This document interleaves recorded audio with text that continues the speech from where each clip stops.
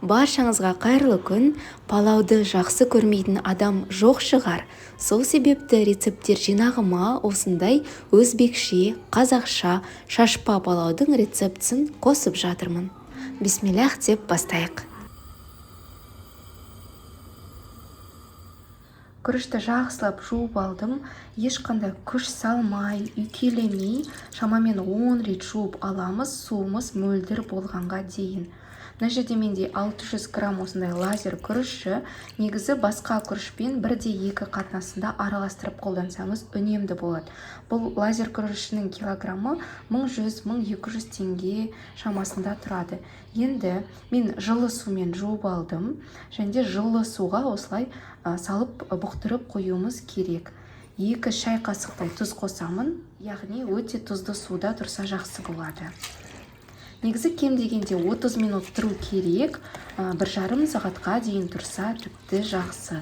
Ыстығырақ суға осылай бұқтырып қоямыз. Яғни жылыдан сәл ыстығырақ суға бұқтырып қойған дұрыс. Қазір сәбізін турап жатырмын. Негізі палау үшін осындай сары сәбізді қолданады өзбек халқы. Негізі бұл сәбізді неге олар қолдана бастаған себебі бұл сәбіз әрдайым мына сәбізбен салыстырғанда арзанырақ болған. Ал дәмі жағынан негізі мына сәбіз жақсырақ.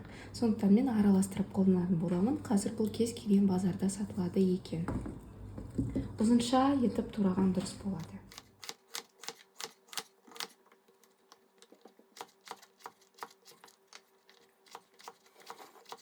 Қазанымды қыздырып алдым. Қараңыздар, кішкене осындай дымка пайда болды. Енді 1-2 пиязымызды осылай пісіріп аламыз. Мына жерде менде 200 грамм сұйық май. Яғни біздің майымыз толықтай қызды деген сөз. Нагреваем до появления дымка. Енді осы қатты отта ең алдымен пиязымызды пісіріп аламыз. Мына жерде бізде шамамен 270 граммдай пияз. Бұл 2 орташа пияз. Ең қатты отта сарғыш түске, сәл қоңырқай түске енгенше пісіріп аламыз. Қараңыздар, пиязымыз осындай әдемі қоңырқай түске енді. Дәл осы сәтте біз етті қосамыз. Етімізді бөліп қоссақ болады. Осылай сәл орташа бөліктерге бөліп те қосуға болады. Мына жерде шамамен 500 граммдай ет. Негізі 600 грамм ет қосу керек. Мен кейін бөлек пісіріп алған қазым бар, сол қазыны қосатын боламын. Сонда шамамен 600 граммға жақындап қалады. Етіміз толықтай қызарып, әдемі болып пісу керек. Бұл жерде менде қойдың еті, әрине кез келген үйде бар жылқы етін немесе сиырден қолдануға болады. Пияз қатты күйіп кетті деп қорықпаңыздар. Біз су құйған соң бұл пияздар тіпті көзге көрінбей сондай еріп кетеді.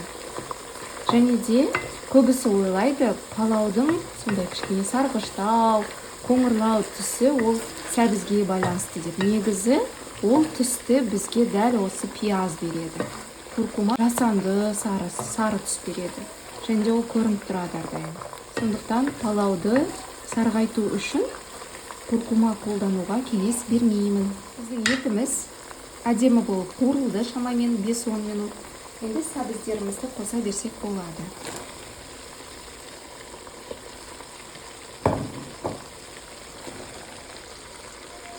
Сәбіз көп болып көрінуі мүмкін, қазір сәл басылады. Мұқият араластырамыз.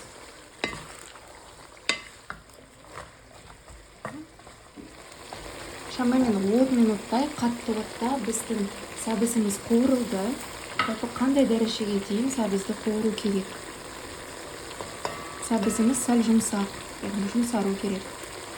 Және де бұлай бөлген кезде оңай 2-ге бөліну керек. Оңайлықпен 2-ге бөлінді. Енді тұзымызды қосып аламыз дәл осы сәтте.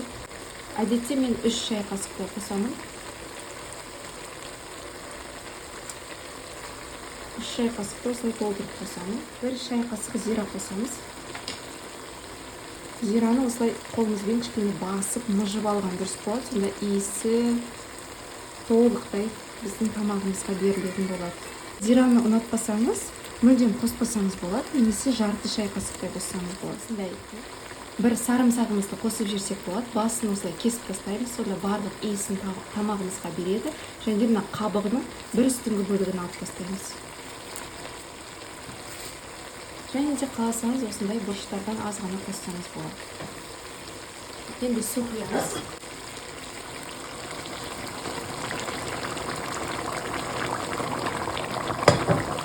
Суды өлшемедім.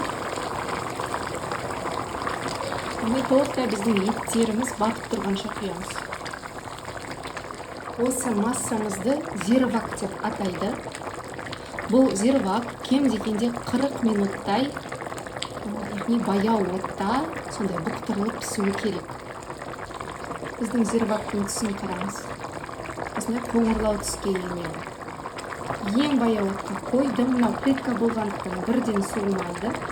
Әзірше осылай қиялап бетін жауып қоямын. Біздің зирвагымыз 1 сағаттай осылай пісті. Етінің піскендігіне көз жеткіздім.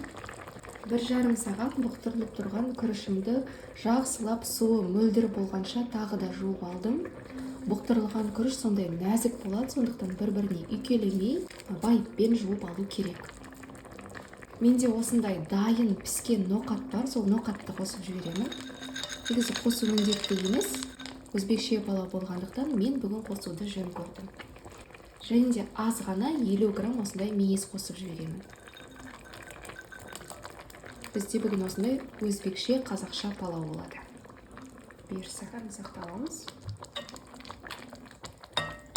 Қызыл бұрыштарды да алдым. Енді үстінен біздің күрішімізді қосамыз. Лазер күрішті сондай ұзынша болып келеді. Палауда өте әдемі көрінеді. Және де дәмді. Мына жерде 600 грамм лазер күріші шамамен 6-7 порцияға жетеді. Бір келіп кетіп жайғастырамыз. Қазір енді үстінен шамамен 0,5 сантиметр асып тұрады. Қайнаған су құямыз.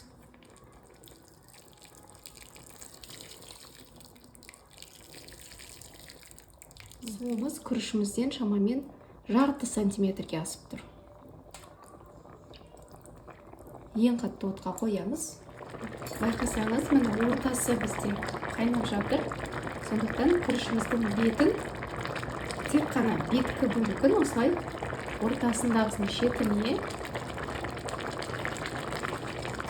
ал шетіндегісін ортасына осылай орындарын ауыстырсақ болады. Яғни еті мен сәбізіне тиіспей, тек қана беткі бөлігін осылай орын ауыстырсақ болады.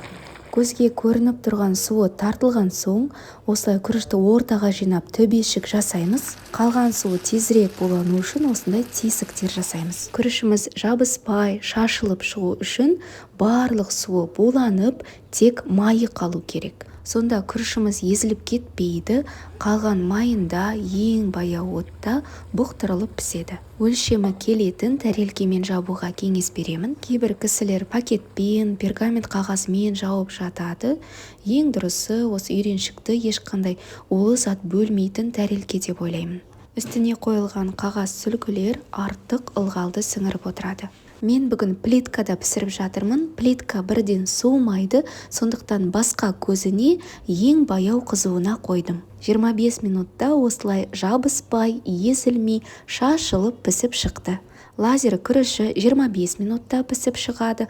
Баракат, камалина сияқты күріштер 20 минутта пісіп шығады. Етін турап, қасына орналастырдым. Ачичук немесе шакорап деп аталатын салат дайындадым. Рецепт ұнайды деген үміттемін. Палауларыңыз әрдайым әдемі болып шашылып шықсын. Астарыңыз дәмді болсын.